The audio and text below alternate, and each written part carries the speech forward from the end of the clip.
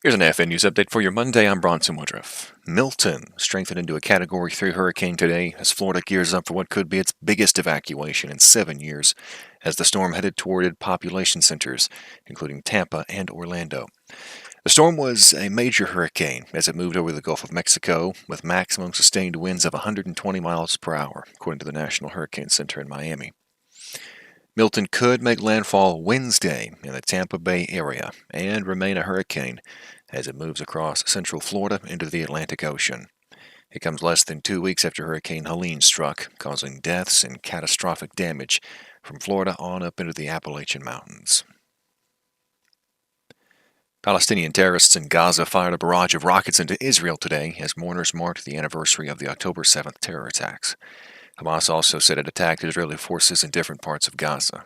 The Israeli military said it launched a wave of artillery strikes and airstrikes overnight and into Monday to thwart what it said was an imminent attack. It said it targeted Hamas launch posts and underground terrorist infrastructure. 1 year ago, Hamas-led terrorists blew holes in Israel's security fence and stormed into nearby army bases and farming communities and carried out a massacre of more than 1,200 Israeli men, women, and children and took more than 250 hostage. They're still holding around 100 captives inside Gaza, a third of whom are believed to be dead. Israel is now at war with Hamas in Gaza, as well as the Hezbollah terrorists in Lebanon. It has also vowed to strike Iran in response to a ballistic missile attack on Israel last week. President Biden and VP Kamala Harris marked the anniversary with yet another call for a ceasefire.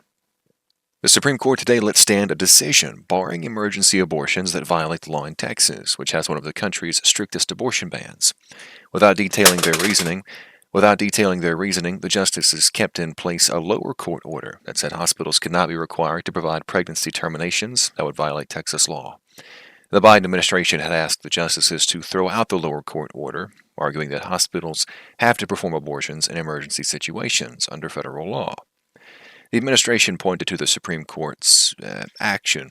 The administration pointed to the Supreme Court's action in a similar case from Idaho earlier this year, in which the justices narrowly allowed emergency abortions to resume while the lawsuit continues.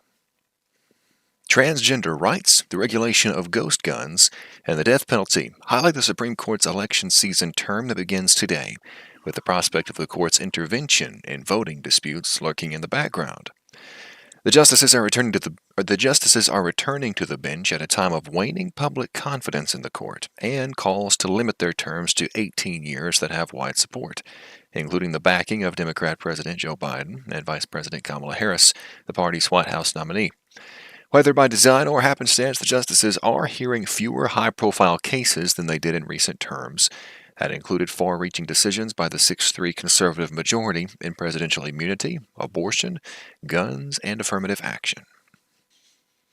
And that's all for this AFN News Update. Thanks so much for watching. You can also be sure and check us out on AFN.net for much more news from a Christian perspective. Also, don't forget, American Family Association's Share-a-thon is going on this week. I'm Bronson Woodruff.